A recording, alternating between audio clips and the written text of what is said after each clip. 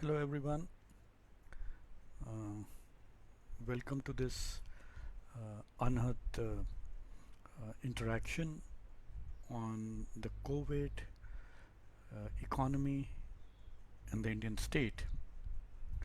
And today we would be talking about how do you look at this relationship between the challenges that the COVID has brought in front of us for the economy, for the people, for the health of its people, and what are the challenges in addressing these concerns and the response of the state.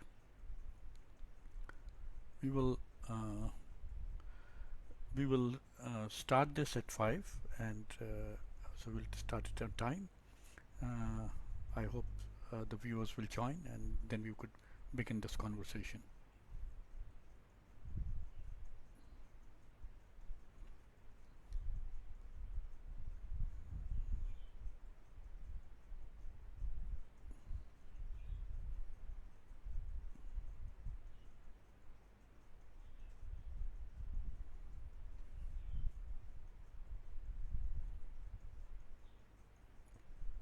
Yeah,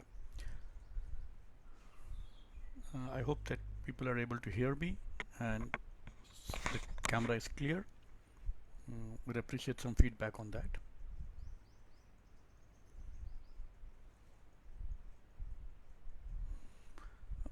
All right, let me begin today's conversation. As I said earlier, we are going to talk about uh, COVID, Indian economy, and the state. If you look at the conversations that are happening around COVID, COVID-19, the public health challenges that it poses, as well as on the Indian economy, there seems to be a viewpoint or a thought that is prevalent, which tries to suggest that there is a trade-off between protecting our health, protecting the health of our people, and saving the economy.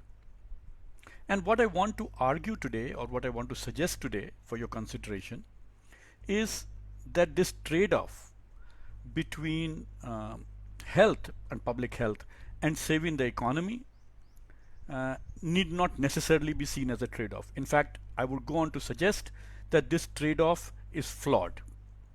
It's true that as workers get grounded, there is a lockdown, there is physical distancing, the economic pie will shrink in the coming weeks, coming months, and maybe in the coming year as well. To me, the shrinking pie is not the biggest problem. The biggest problem to me is that as the pie gets smaller, it will be divided extremely unequally. Perhaps much more unequally than that was the case before the pandemic. We all know that before the pandemic too, the pie was pretty unequally divided. But now, with the pandemic, this pie is going to be more unequally divided compared to the situation before the pandemic.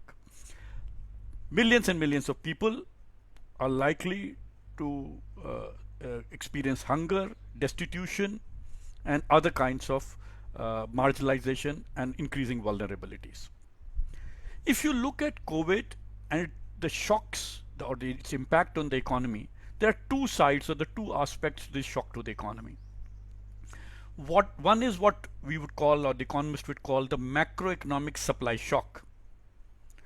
And as well as there is this shock to the income distribution.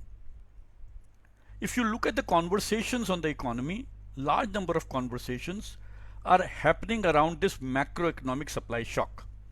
Very little conversation is happening in terms of the shock it will do to the income distribution. I would like to argue that policies that involve mitigation of income distribution as opposed to a supply shock involves moving money and not moving people. And in fact, the public health measures like quarantines, lockdowns would be far more effective if income distribution measures were implemented, because that will give resilience to everyone to overcome the health challenges as well. So in other words, what I'm suggesting is that there is really no trade-off between health and income distribution. And if we could support this idea, then we will perhaps be in a much stronger position to to address the challenges that COVID is posing both for our health as well as for the economy. Uh, this trade-off, what I have suggested just now, is the key challenge. And the challenge is emerging not because, as I'd like to argue in great detail, about lack of understanding or lack of facts either in front of the government or the policymakers or the state, but it's primarily because there is a premise that the business as usual can continue. In other words, there is great deal of resistance to reflect back both on experiences of policy and on the assumptions that inform that policy in order to deal with what would happen as a result of this pandemic. Uh, so that as a result of this sort of mindset and the constraint of the mindset, you would see bulk of the conversation on the economy is about the shrinking of the pie, about the supply shock.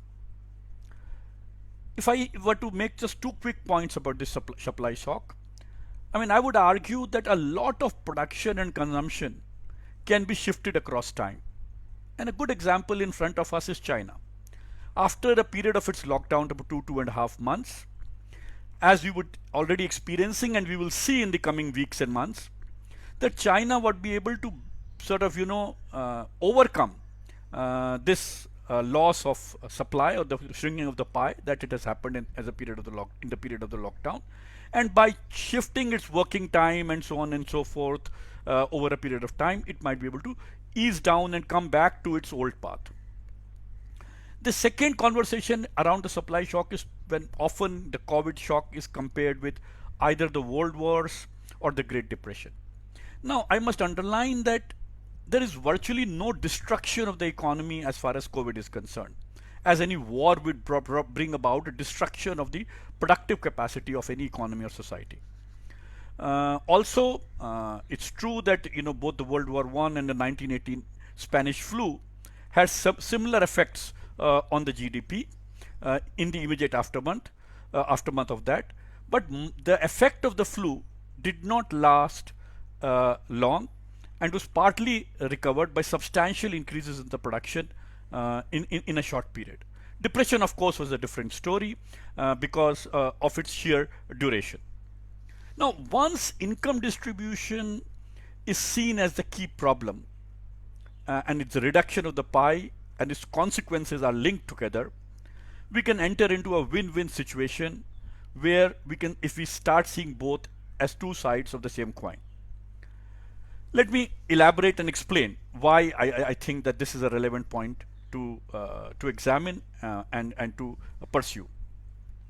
The lockdown happened in March 2020, and I want to look at the impact of this lockdown that happened in March at two levels. One, I want to look at the state of labor as a result of this lockdown, but I also want that the state of labor at the time of the lockdown has to be seen in connection with what was the canvas or what was the overlaying characteristics of the labor market just when the COVID hit us. So in other words, I would say that let us look at the last information, the details of information about the labor market that we have is from September of 2019. So let us look at both what are the recent evidence in terms of the impact on labor, because I'm raising the issue of income distribution, so I'm going to focus substantially on the labor, and also then look at that this impact has to be seen in connection with what was the condition of labor in just before COVID hit us, and we have the PLFS survey information from September 2019. Now, if you look at the evidence on the impact of migrant labor, there are 2-3 ways I want to do it in front of you.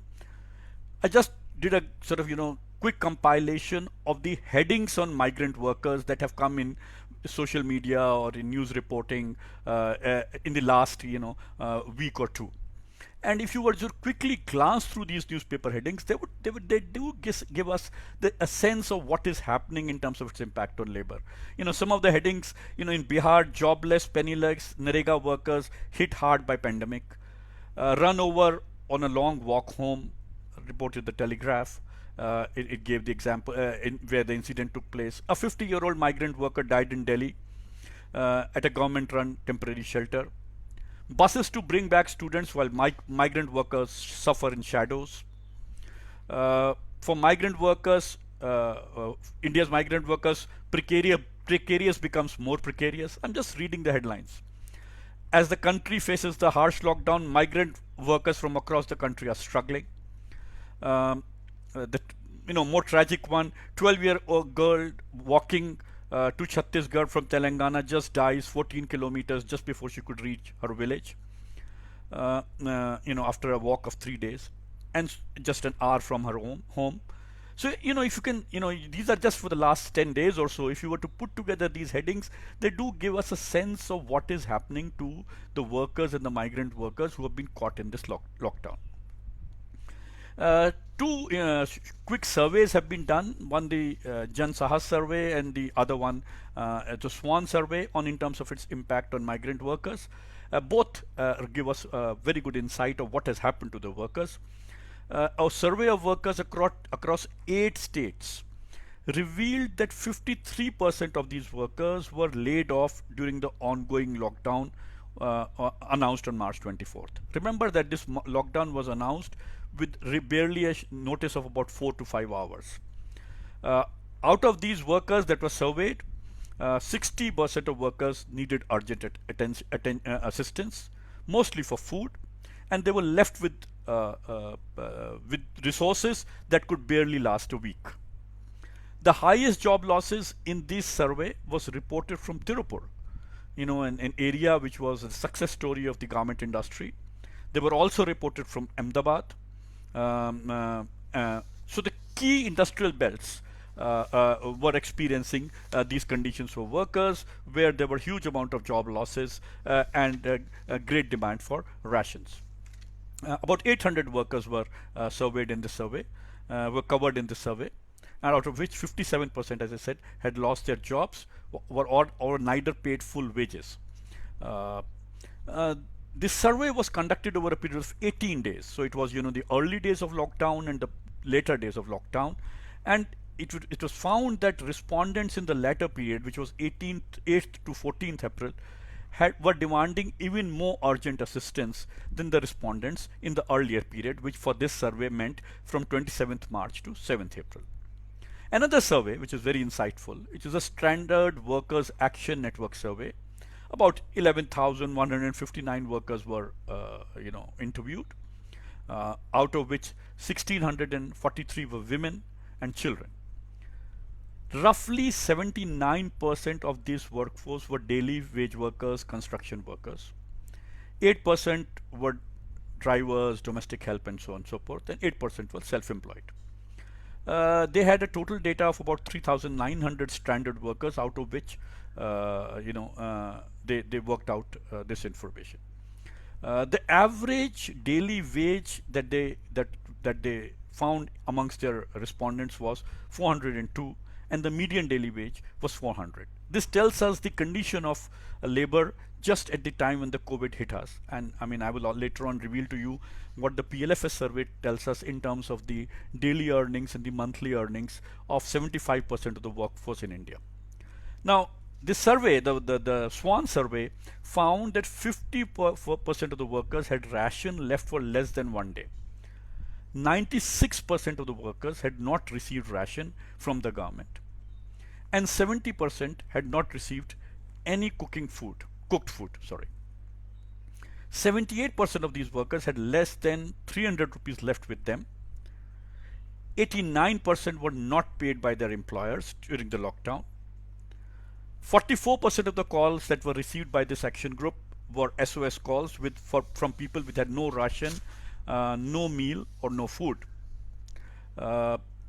Percentage of people who had less than 1 day of ration had steadily increased from 36% at the end of the second week of the lockdown to about 50% in the third week of the lockdown.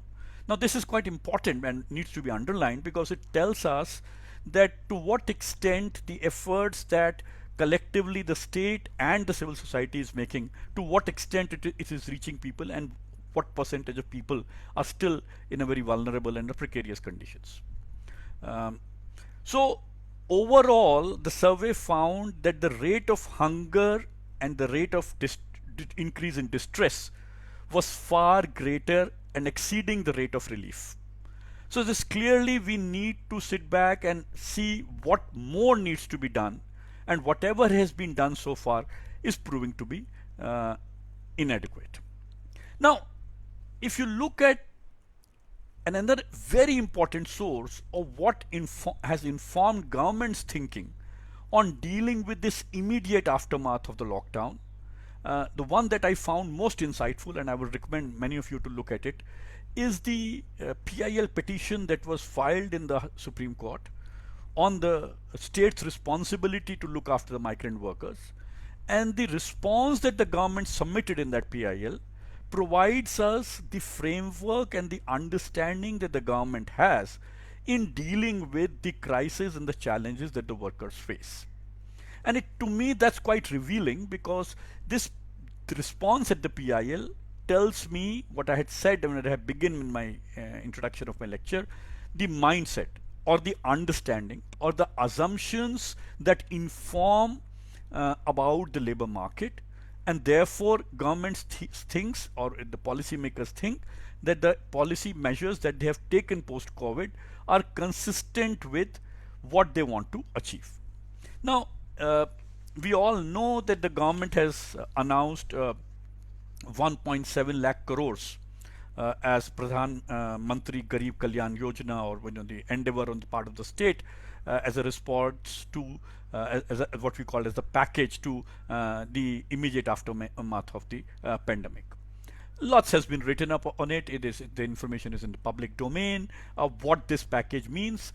Clearly, there is a consensus all over. In fact, there is an IMF website which is very informative, which is quite sort of regularly updated, and it gives us all information about the packages that various governments all over the world have introduced in order to deal with either the supply shock that I was talking about, or the challenges of this decline in income and the problems of income distribution. So whatever economic packages different governments all over the world have introduced, IMF provides it at one platform where you can sort of get a sense of what has been changing and what has been happening over the past few days and weeks. And the most glaring fact that when I was sort of scrolling through these list of countries and the packages is that the package so far introduced by the government of India is actually a minuscule part of India's GDP. On an average, most countries are looking at packages, and this includes really very poor countries, developing countries, developed countries, countries at all levels of development. The average package is anything between 4 or 5% of GDP to about 8 to 10% of GDP. What India has proposed at the moment in terms of just the quantum of resources is just 1.7 lakh crores, which works out to be roughly about 1% or less than 1% of India's GDP. So clearly we have a very small amount of money that has been yet allocated to deal with this crisis. And I just described in a very small scale, based on these small surveys, what are the experiences of the workers, what are the experiences of just one section of the population which is caught in this sort of lockdown as a result of the pandemic. Now, this package that the government has announced is very insightful in terms, as I said earlier, in terms of how the government thinks and what the government thinks. What I have learned from this is that it's not that the government does not know what it is doing, or that it does not know the reality. Its take on the reality, its response on the reality is different. So it's an issue of viewpoint, it's an issue of approach, it's an issue of considerations which inform its policy. And it's not really an issue of lack of information or a lack of understanding on the part of the policymakers. Take the example of to begin with, the talk about in the package of direct benefit transfer. And there is some talk about 1,000 rupees over a period of 3 months. Now anyone knows that you're talking about 333 rupees per month, and it's a minuscule amount. Government knows it. We know that all the people who have responded to saying the minimum what we are looking at should be at something like 3,000 rupees per month. That will help people to tide over this crisis. Now, to say that the government doesn't know that 333 rupees is a small amount or an amount which is not going to help people would be unfair. The government understands that this amount is minuscule, but that's what the government is willing to do for the reasons it has in terms of how it looks at its own role and how it looks at the foundations or the assumptions which informs its policy. I mean, we all know that the Indian economy was slowing down before the COVID hit us. We also know that if we disentangle this slowing down, everything else was going down in terms of the composition of GDP except government consumption. If you look at the slowdown in the year 2018-19, bulk of the slowdown was, coming from decline in private consumption, decline in investment, exports, everything else, except the only thing that was sustaining the growth, to whatever extent the growth was, about 5.5%, was coming from government consumption. But if you look at the economic survey, which came at the time of, at the time when the recession was deeply acknowledged by the government of India and all the policymakers. On one of the pages in the economic survey, it says in the same breath that it knows that unless government spends money and puts money in people's hands, the economy would not grow. But at the same time, the government is very worried because the financial markets do not appreciate increase in fiscal deficits or in government deficits. So it's in a bind. And in order to not displease the financial markets, it really has to walk that tightrope by at one level acknowledging that the government consumption and government expenditure is the only mechanism that bring about impetus to growth, but at the same time it cannot use that tool liberally and effectively. So it's the same story here, that at one level government does not want to be seen that it is it's giving resources to people which might jeopardize the notions of fiscal deficits as it prevailed in the conventional thinking before COVID. So in terms of the assumption about the fiscal policy, the government wants to continue as business as usual. At the same time, it wants to provide a humanitarian response because it acknowledges that large sections of people are experiencing this, the negative consequences of the lockdown. On the direct benefit transfer, I mean, it is quite clear that government knows that out of the 356 or 360 billion Jan Dhan accounts, only 23 or 26% of these Jan Dhan accounts have had direct benefit transfers. So when it chooses to transfer these meager resources of 333 rupees to the households through the DBT mechanism, it knows that the DBT is going to reach a minuscule percentage of population from amongst those who have the Jan Dhan accounts. Forget those who do not have these accounts. So it knows this. It's government's own information that it is suggesting. When the package of 1.7 lakh crores talks about MREGA and NREGA and talking about that 20 rupees in terms of the indexing of the wage with the consumer price index of the agriculture labor, it knows that this amount was due before, but it is quite open to count it as a part of the specific package. Part of the specific package that it has announced. It knows it's doing the double counting. It had shown this already in terms of its initiative and policy before, but it is now counting it in its 1.7 lakh crore transfer of resources. Government also knows that the larger number of workers do not possess job cards. It also knows that the NREGA wages have not been paid. So all those that the civil society has been demanding, I think the government is well aware. So the quantum of cash transfers that have to be done through NREGA had to be much larger, and a lot of people have come up with the details of how that could be done. Again, the whole issue of BPL cards and inclusion and exclusion and errors, and the whole universal PDS. John Reyes and others have estimated that if you were to just apply the population estimates, about 100 million people are missing from PDS. Based on just the pure arithmetic calculations. So the availability of ration through PDS and the amount of quantum of ration that has been announced is of course also inadequate. Again, the government knows its limitation. When it talks about the scheme that it has announced for using the building and construction worker cess for migrant workers, or using the district mineral relief fund. We all know that these were part of the budget calculations, and these are now being sort of included in the 1.7 lakh crores. When it talks about citizens, citizens above 60 years of age, again, it is a scheme that was in existence beforehand. All the government is doing is now front loading this scheme and suggesting that it will be transferring these many resources, and the numbers here are hugely questionable, because if you look at the numbers who are registered under this scheme and the total quantum that the government is claiming, there is a difference of 300 to 3,000 crores. So really one doesn't know how the government is calculating this to be as a 3,000 crore. Then another component of the 1.7 lakh crore announcement is this free, collateral free lending for self-employment from rupees 10 lakhs to 20 lakhs. This is something once again when the economic activity starts.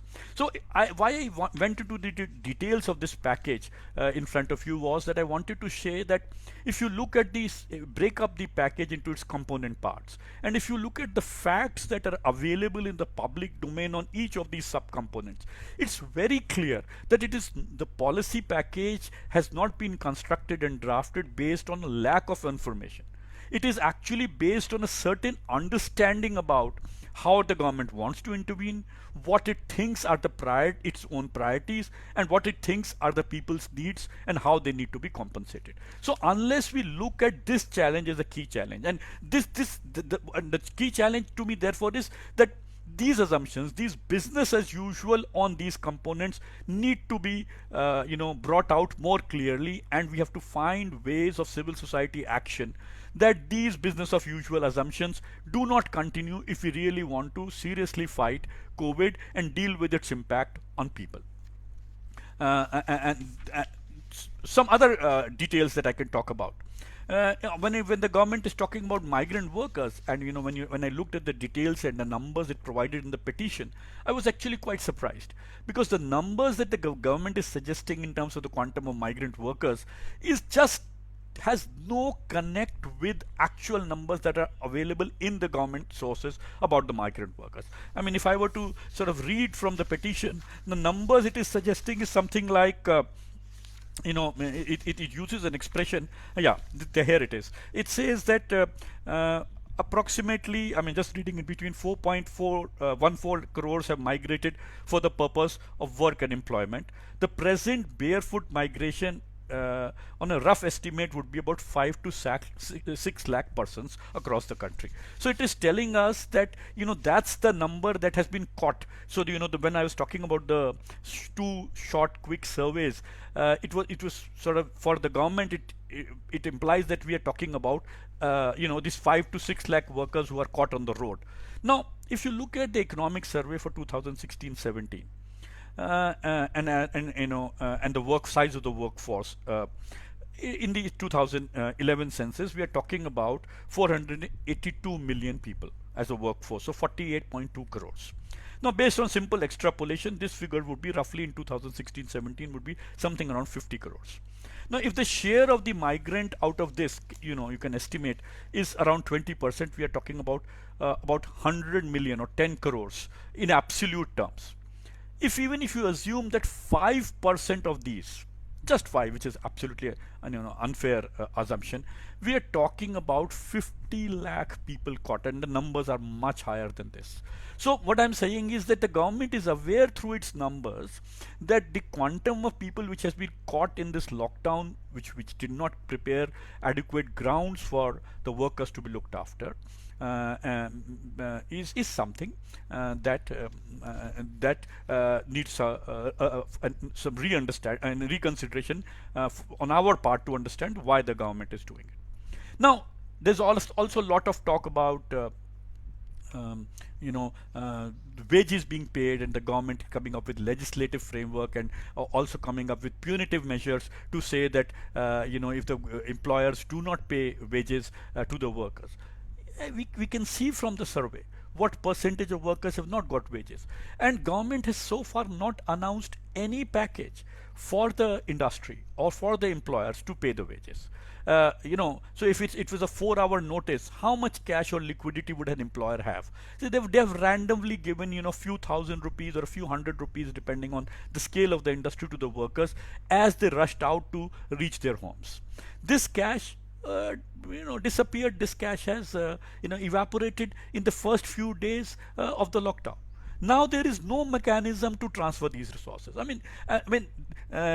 Because I'll come to in a short summary of the labor market conditions that were prevailing at the time of the lockdown, and that's very important to talk about, because actually the impact on workers is operationalized on this landscape. And if you look at the the condition of the labor market, actually at the time of the lockdown, the numbers on the labor market are actually quite disturbing. And at that point of time, they did not get the national attention of the kind that we are now getting as far as the condition of work is concerned. We know the 2016-70 labor force survey is the most exhaustive and the detailed and authentic information source that is available to us. And we know that the pre-COVID unemployment rate was roughly about 6.1% compared to about 2 to 3% over the last decade. If you look at the situation in terms of workforce participation, that is, labor force participation, that is the share of working age population, more and more, the evidence suggests that more and more workers were withdrawing from the labor force, reflecting the discouraged worker effect. In other words, that individuals, after a certain period of time for looking for work, having not found work, stopped looking for jobs. If you look at in terms of the worker to population ratio of 15 plus population, it was 46 or 47% in the usual status, a decline from about 55% in 2011-12. Now, out of this labor force that we are talking about, which is where there is a high rates of unemployment and there's a decline in the labor force participation rate, 75% of this workforce was engaged in self-employment and casual employment. So 75% of this workforce was employed in self-employment and casual employment, and only a small percentage as regular workers. This is something that is risked. Average wage in rural areas of casual laborers between April and June 2018 was 282 rupees for men and 179 rupees for women. And in urban areas, 335 rupees and 201 rupees. So you can see that when you're talking about workers and who are now caught midway between their homes and their workplace, you can imagine the quantum of saving or the quantum of resources that they will have in their pockets. This is the average wage. So if you calculate this in terms of the minimum wage that the government expert committee expects them to earn, it is even less than that.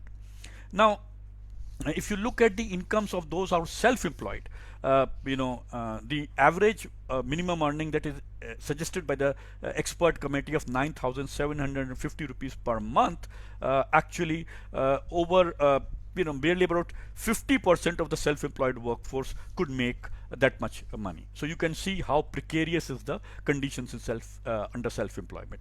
The working hours of labor under self-employment category was 40 to 48 hours. Which is much 48 hours, which was much above the norm of 40 hours that is prevalent in most countries. Even more disturbing fact of the condition of the labor market at the time of pre-COVID was that if you look at the regular wage salaried workforce, which is of course a minuscule percentage, as I said, barely 20-25% of the workforce, amongst those, actually the percentage of workforce who are earning regular wages but whose labor contracts were without any social security, or who had no job contract with their employees, both of them were increasing if you compared the 2011-12 survey to 2018-17 survey. It had, the percentage of regular workers with no job contract stood at 71%. and those with no social security benefit stood at 54%. So you can see that we have a labor market where there's a predominance of casual employment, self-employment, uh, poor working conditions even for the regular salaried workers, with the quality of contract going down. And as a result, it is this workforce that is now experiencing the impact of COVID. Look at it another way, sectorally, because the title of today's conversation is also in terms of agrarian distress and so on. What was the situation in the agriculture sector just before COVID? I mean, because COVID has just increased and accentuated this impact. If you look at the agriculture sector, the sector over the years is something which now it employs about 43% of the workforce in 2016-17, while its share in GDP has come down from 42% in 80s to about 15%. So you have bulk of labor force still working in agriculture, about 188 million people, and this workforce is producing a small part of the GDP. So it's clearly a sector and an economy where most people are finding work which is of low productivity. And this increase in agriculture output has been slowing down over the last 3 to 4 years. It's growing at the rate of 3%. So the pie has been shrinking, and large number of population is dependent on this pie. If you look at cultivators and agricultural laborers, the proportion of cultivators has reduced from 72% in early 50s to about 45% in 2011. Agricultural laborers have increased from 28 to 55%. Agriculture sector is characterized by very unequal holdings. There's been a great deal of increase in consolidation in the category of small and marginal holdings, and they make up 87% of all holdings that stand today and 43% of the total area. Why I'm giving these numbers is to give you a sense that this is the economic canvas, this is the agrarian sector on which the COVID lockdown is working itself. The rural wages have been less than the urban wages. The result of this low productivity, precarious agriculture sector is that large number of people from agrarian sector are part of this circular migration who move from agriculture sector to the informal economy in the urban and the peri-urban areas. And it is that workforce which is now most precariously placed, and it is that workforce which will not have the kind of documentation that is required for the implementation of the scheme as the government suggests, either in terms of Aadhaar card or in a ration card and so on and so forth. I didn't go into the kind of the challenges of universalizing the measures for social security, universal basic income, and public distribution system to reach the workers in the every nook and corner of the country. The manufacturing sector is again another sector. If you look at it over the years, it's a sector where its GDP growth has increased, or its contribution to GDP has increased, but this is where the labor force, there is a story of jobless growth, and the small share of GDP that is produced in this sector in terms of its distribution between share of labor and capital, the share of labor has been decreasing. The much talked about the tertiary sector, the service sector in India, the state of Indian labor market report that was produced by the Azim Premji University just a year and a half ago suggests that more than half of the employment in the service sector in what it calls as the surplus service sector, and the share of GDP of this sector, of service sectors today, stands at 54%, and its employment has increased tremendously between 1980s and 2017 by about 18 to 20%. So again, you can look at the characteristics of each of our sectors. The vulnerable workforce and the vulnerable households are a large percentage irrespective of the sector we are talking about, be it manufacturing, service sector, or agrarian sector. Or if we look at the larger characteristics of the labor market, there is ample evidence to suggest that we have a very precarious labor force working under very precarious employment and working conditions. It is this labor force and workforce we have to reach, which a pandemic like COVID is going to impact, as my initial point suggested, doubly. In other words, as the pie gets reduced, their share is going to get further reduced. And we have to think of programs and schemes and mechanisms to reach out to this section of population. And I don't see any way in which the business as usual scenario in terms of how we look at the labor market, in terms of how we look at the sectoral strategies of growth, is going to deliver if we are seriously concerned about this section of the population. The government, there is some talk that the government is going to come up with some programs and schemes in the coming weeks and days, but I think we are already running behind in comparison to other countries. There has been an attempt to normalize activities in terms of the in the agrarian sector. Now there is a talk about that the crop cycle, the agriculture markets are being made operational, and that the agriculture markets, commodities would be reaching the markets. Now a quick survey that has been recently done by people in terms of mandis again suggest that if you look at the last 21 days in terms of the crop that has reached these mandis, it's actually it shows that only 6% of wheat was sold in these mandis, these 1400 odd mandis of 1300 odd mandis where the survey was done. Only 6% of the usual intake in these mandis. So it shows that we are working well below the threshold, even in terms of what we have opened up. And there are a large number of challenges that this opening up that is being attempted right now is going to face, and it seems to me that the approach of the government is sort of ranging between coercion at one level to indifference at another level. I'm yet to see a full humanitarian response which acknowledges the depth and the deep crisis that large number of workforce and large number of Indians are facing. This acknowledgement by the government is only possible if government acknowledges the conditions that existed in Indian economy pre-COVID and then sees how those has been exaggerated or enhanced as a result of this supply side or this lockdown that we are experiencing. What should we do? I think the civil society has already come up with a fairly detailed set of proposals in terms of how do you achieve universal PDS, which is one key requirement.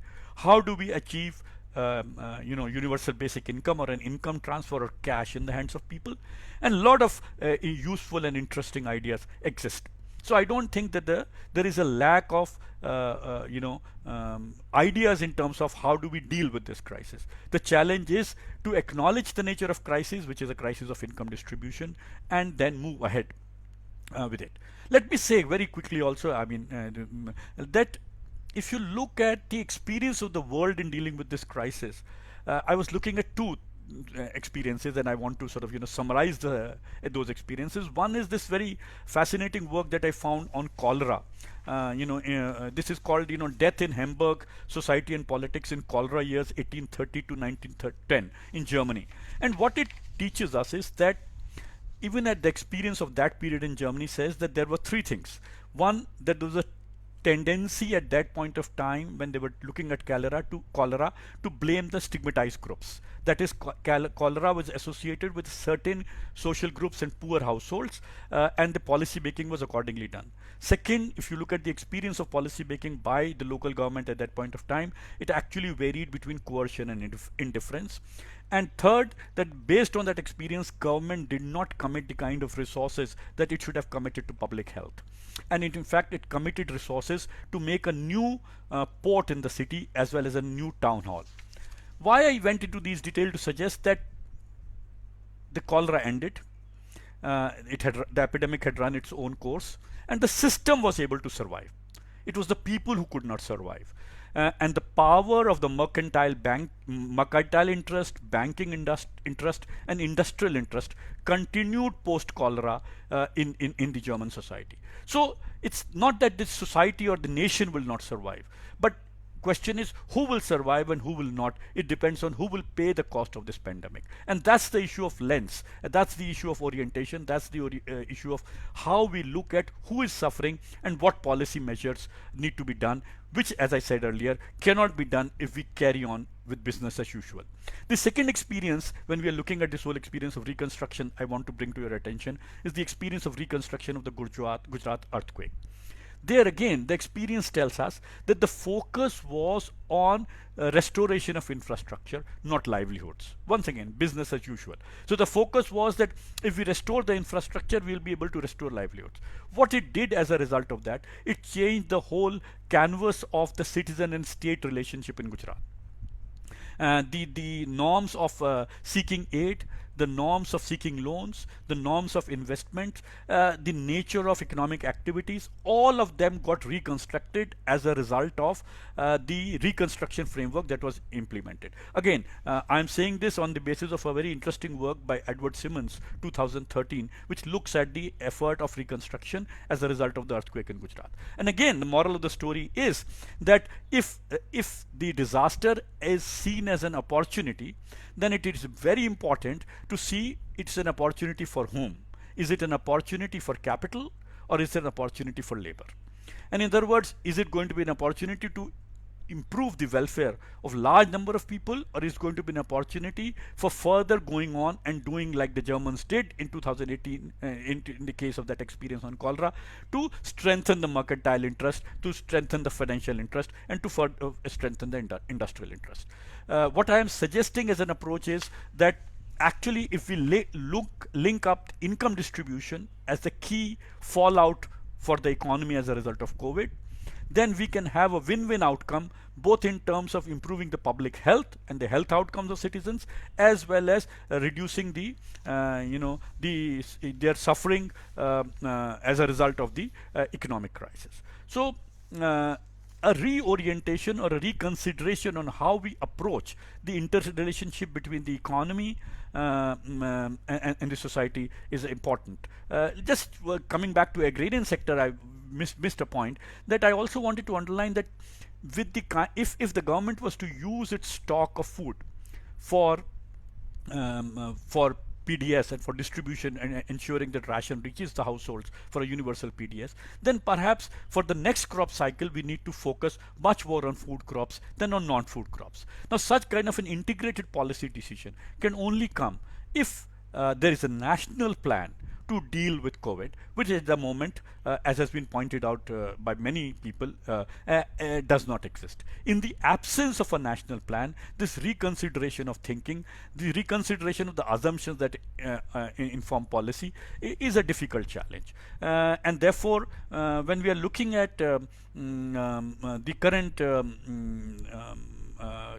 interlinkages between the economy, state, and COVID, I think that these we need to sort of look at these interconnections afresh and look at the vulnerabilities and the specificities of the vulnerabilities to deal with it. There's no dearth of ideas, both in the civil society as well as in the government. The question is that on whose behalf the decision is being taken, and I think we need to collectively find ways that the considerations of policy, the vantage point of policy making changes, and it changes in favor of the large majority of people rather than a small section of the rich and powerful.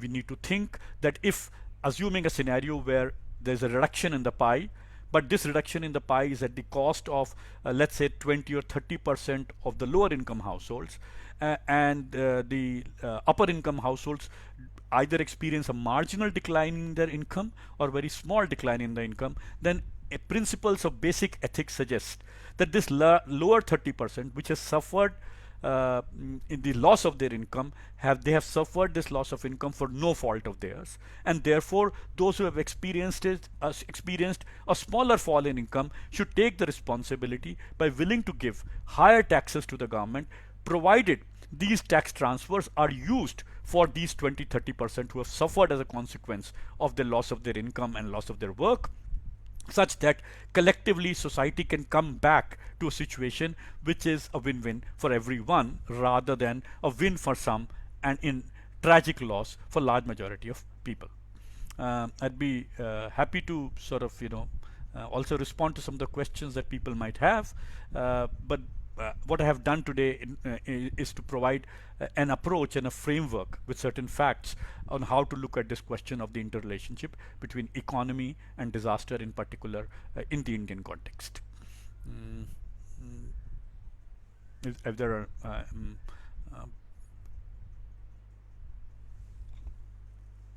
mean, I was just trying to read some of the comments here to see if I can respond to those. Um, तो मैंने जो ये बात एक कही है कि I'll just maybe use this few minutes that I have to make my argument as well in Hindi in some, that if you look at कि जो ये पूरी परिस्थिति है आज हम जब देख रहे हैं अर्थव्यवस्था और कोविड को लेकर और उसमें सरकार के रोल को लेकर, तो मुझे लगता है कि मैंने बहुत सारे उदाहरणों से और बहुत सारे आंकड़ों से जो बात कही है वो ये कही है कि आज हमारे सामने एक ऐसी परिस्थिति है कि हमें नए तरीके से सोचना होगा आर्थिक ढांचे के बारे में भी और नीतियों के बारे में भी, क्योंकि ये स्पष्ट है कि जो ये कोविड है ये असमान तरीके से लोगों को प्रभावित करेगा।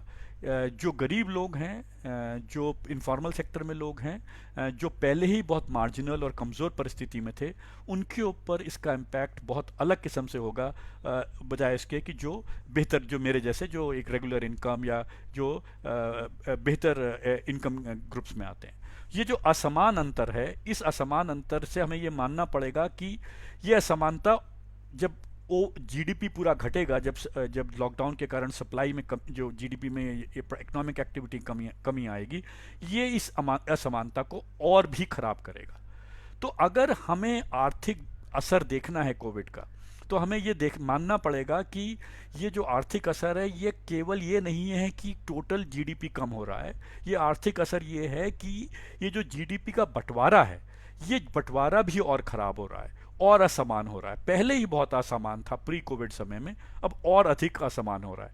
और अगर हमें सेहत की परिस्थिति सुधारनी है और लोगों की आर्थिक परिस्थिति को सुधारना है, तो अगर हम ये बात मान लें कि ये जो इनकम का डिस्ट्रीब्यूशन है, जो ये विभाजन है पाई का, ये जो केक का, ये विभाजन और खराब हो रहा है, इसमें इसको अगर हम ठीक नहीं करेंगे तो ना तो सेहत के आउटकम ठीक होंगे ना आर्थिक आउटकम ठीक होंगे। अगर हम इस बात को मान लेते हैं तो तब मैं ये कह रहा हूं कि बहुत सारे सुझाव हमारे सामने हैं जो पब्लिक डोमेन में हैं, जो चर्चा में है समाज में, जिसके आधार पर सरकार एक बेहतरीन पैकेज बना सकती है जिससे कि लोगों की समस्या और चैलेंजेस और हेल्थ और आमदनी की जो समस्या है, जो काम की समस्या है, दोनों की समस्याओं को ओवरकम किया जा सकता है।